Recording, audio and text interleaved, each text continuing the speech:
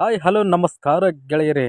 ನಾವು ಮೊಟ್ಟ ಮೊದಲ ಬಾರಿಗೆ ಬೀದರ್ನ ನೋಡೋದಕ್ಕೆ ಬಂದಿದ್ದೀವಿ. ಬೀದರ್ ಅಂತ ತಕ್ಷಣ ಫಸ್ಟ್ ನಮಗೆ ನೆನಪು ಬರೋದೇ ಝರಣಿ ನರಸಿಂಹ ದೇವಸ್ಥಾನ. ನಾವಿಲ್ಲಿ ಹಲವಾರು ಸ್ಥಳಗಳನ್ನ ನೋಡ್ಕೊಂಡಿದ್ದೀವಿ. ಫಸ್ಟ್ ಬಂದಿದ್ದ ಝರಣಿ ನರಸಿಂಹ ದೇವಸ್ಥಾನಕ್ಕೆ. ಈ ಝರಣಿ ನರಸಿಂಹ ದೇವಸ್ಥಾನದ ಹಾಲಿಡೇ ಇರೋದ್ರಿಂದ ತುಂಬ ಜನ ಬಂದಿದ್ದರು. ಹೋಗ್ಲಿಕ್ಕೆ ಜಾಗ ಇರಲಿಲ್ಲ, ಬರಲಿಕ್ಕೆ ಜಾಗ ಇರಲಿಲ್ಲ. ಅಂಥದ್ರಲ್ಲೂ ನಾವು ವಿಡಿಯೋನ ಮಾಡಿದ್ದೀವಿ ನೋಡಿ. ಇಲ್ಲಂತೂ ನೀರು ಎದೆ ತನಕ ಇದ್ದಾವೆ. ಆದರೆ ಈ ನೀರು ಎಲ್ಲಿಂದ ಬರುತ್ತೆ, ಹೇಗೆ ಬರುತ್ತೆ ಅಂತ ಯಾರಿಗೂ ಗೊತ್ತಿಲ್ಲ. ಆದರೆ ಇಲ್ಲಿರೋಂಥ ಜನಗಳು ನರಸಿಂಹಸ್ವಾಮಿಯ ಪಾದದಿಂದ ಬರ್ತೇವೆ ಅಂತ ನಂಬ್ತಾರೆ. ನಾವು ಝರಣಿ ನರಸಿಂಹ ದೇವಸ್ಥಾನದ ದರ್ಶನ ತಗೋಬೇಕಂದ್ರೆ ಇದೇ ನೀರಿನಲ್ಲಿ ಇದೇ ಥರ 1.5 ಕಿಲೋಮೀಟರ್ ನಡ್ಕೊಂತ ಹೋಗಬೇಕು. ಹಾಗೆ ನಾವು ಗೋವಿಂದ ಗೋವಿಂದ ಗೋವಿಂದ ಗೋವಿಂದ ಅಂದ್ಕೊಂತಾನೆ ಹೋಗ್ತಾ ಇರಬೇಕು. ಇಲ್ಲಿ ಫೋಟೋ ವಿಡಿಯೋಗಳು ಯಾವುದೇ ರೀತಿ ಮಾಡಬೇಡ ಅಂತ ಹೇಳಿದ್ರು. ಆದರೂ ಸಹಿತ ನಾವು ಪೂಜಾರಿಗಳ ಕಣ್ತಪ್ಪಿಸಿ ವಿಡಿಯೋನ ಮಾಡಿದ್ದೀವಿ.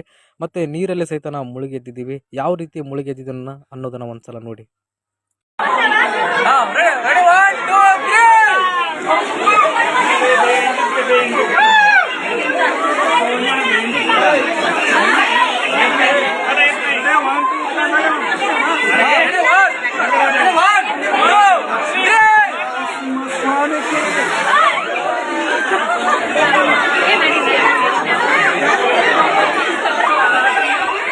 ಅಂತೂ ಇಂತೂ ಝರಣಿ ನರಸಿಂಹ ದೇವಸ್ಥಾನದ ದರ್ಶನವಂತೂ ಮುಗೀತು. ನೆಕ್ಸ್ಟ್ ನಾವು ಹೋಗಿದ್ದು ಮೈಲಾರ ಲಿಂಗೇಶ್ವರರ ದರ್ಶನಕ್ಕೆ.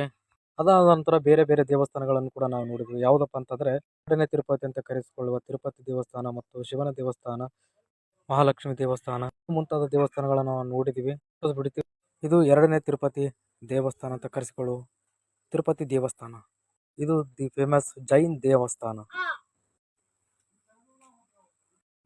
ಇದು ಎರಡನೇ ಮೈಲಾರಲಿಂಗೇಶ್ವರ ದೇವಸ್ಥಾನ. ಕೊನೆಗೆ ಬೀದರ್ ಕೋಟೆಯನ್ನು ನೋಡಿಕೊಂಡು ನಮ್ಮ ಟ್ರಿಪ್ನ ಇಲ್ಲಿಗೆ ಮುಗಿಸಿದೆವು.